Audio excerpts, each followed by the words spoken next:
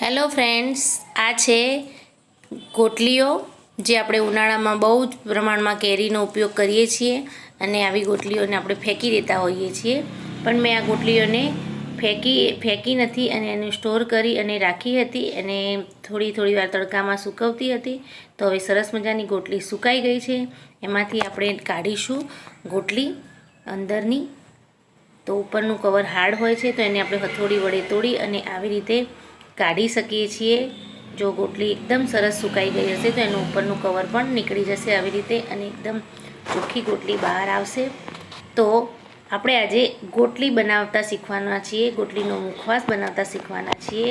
તો અહીં મેં બધી જ ગોટલીને સારી રીતે ફોડી લીધી છે અને એમાંથી જેમ બને એમ આખી ગોટલી કાઢી અને એને સારી રીતે ધોઈ દીધી છે. હવે એમાં અમે પાણી સ્ટોર કરી અને મૂક્યું હતું, કલાક સુધી રાખ્યું હતું અને હવે તમે જોઈ શકો છો કે એમાંથી જે કાળાશ પડતો ભાગ છે એ પાણીમાં નીકળી ગયો છે.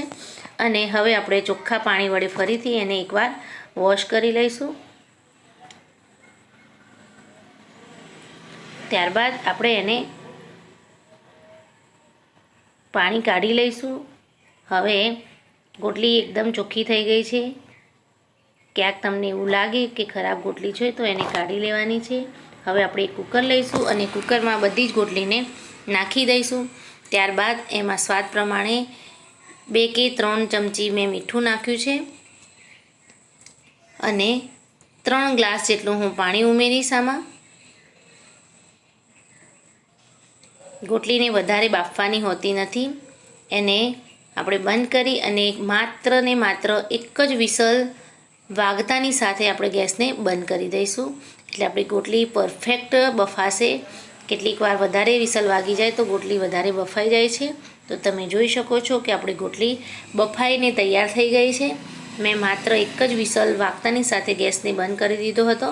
હવે આપણે એને પાણીમાંથી બહાર કાઢી લઈશું. ગોટલી સરસ બફાઈ ગઈ છે. એને પોચી કરવાની હોય છે, વધારે બાફવાની હોતી નથી. તો તમે જોઈ શકો છો કે આ પ્રમાણે ગોટલી બફાઈ ગઈ છે. તો આપણે ગોટલીને બહાર કાઢી લઈશું. પાણી પણ આપણું એટલું ને એટલું જ છે, વધારે પડતું પાણી બળ્યું નથી. તો આવી રીતે કોઈ ખરાબ ગોટલી અંદર આવી ગઈ હોય તો એને જોઈ અને બહાર કાઢી લેવાની, નહીંતર એ સ્વાદમાં કડવી લાગશે. તો હવે આપણે એને થોડીક વાર માટે ઠંડુ પડવા દઈશું. ગોટલી ઠંડી પડી જાય એટલે હવે આપણે એના ટુકડા કરી લઈશું. એકદમ ઠંડી થઈ ગઈ છે હવે, તો એના ટુકડા કરી લઈશું. છીણીથી પણ તમે છીણી શકો છો, ઝીણી કતરણ પાડી શકો છો, પણ મેં અહીં ચપ્પુ વડે એના ટુકડા કરી લીધા છે આવી રીતે મોટા મોટા. હવે આપણી ગોટલી સરસ મજાની પીસમાં તૈયાર થઈ ગઈ છે. તો હવે એને આપણે અત્યારે જ શેકી દઈશું. કેટલાક લોકો સૂકવી અને પછી શેકતા હોય છે. હું અત્યારે તરત જ શેકી રહી છું. તો 2 ચમચી જેટલું મેં અહીં ઘી લઈ લીધું છે અને કડાઈમાં આપણે ગોટલી બધી ઉમેરી દઈશું અને એટલા ઘીમાં આપણે એને શેકવાની છે. એને ફેરવતા જઈ અને શેકીશું.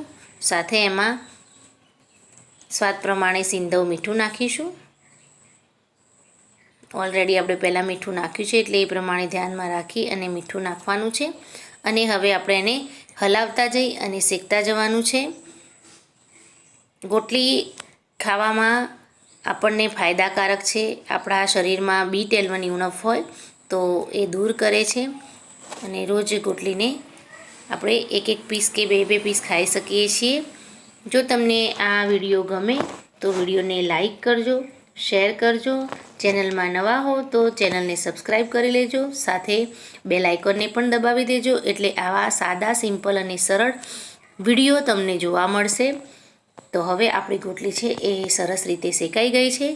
10 મિનિટ ગોટલીને શેકાતા લાગી છે કારણ કે લીલી હતી. કુકરમાંથી કાઢી અને આપણે તરત શેકી છે.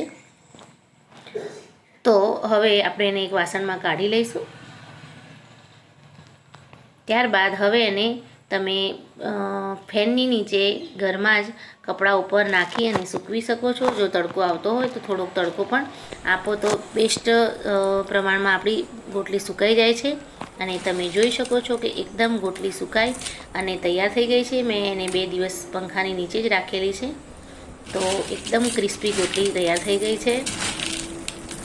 ગોટલી બનતા બનતા જ ખાસી ખવાઈ ગઈ છે, એટલે પ્રમાણમાં ઓછી થઈ ગઈ છે. તો હવે આપણે એને એક કાચની બરણીમાં ભરી અને સ્ટોર કરી શકીએ છીએ અને રોજ સવાર સાંજ 2 ટાઈમ આપણે હરતા ફરતા ગોટલીનો ઉપયોગ કરી શકીએ છીએ. તો મળીએ નવા વિડીયોમાં. ત્યાં સુધી બાય.